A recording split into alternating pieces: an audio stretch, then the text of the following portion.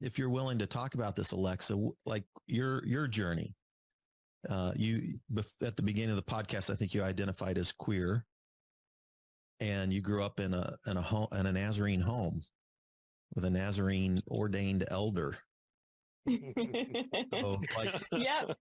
yeah. So, and here you are loving each other, and your dad is affirming, which is a beautiful thing. Like, you've heard enough horror stories, right? Yeah, to know absolutely. how precious that is, isn't? Talk about your experience. Like when did you? And I think I had a harder time telling my parents I wasn't a Christian,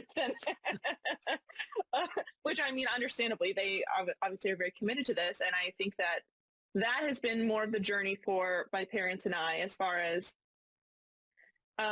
you know, I am a person who's trying to follow Jesus and live a life of love. And so being a Christian is important to me. So obviously, I would love for my daughter to also be a Christian.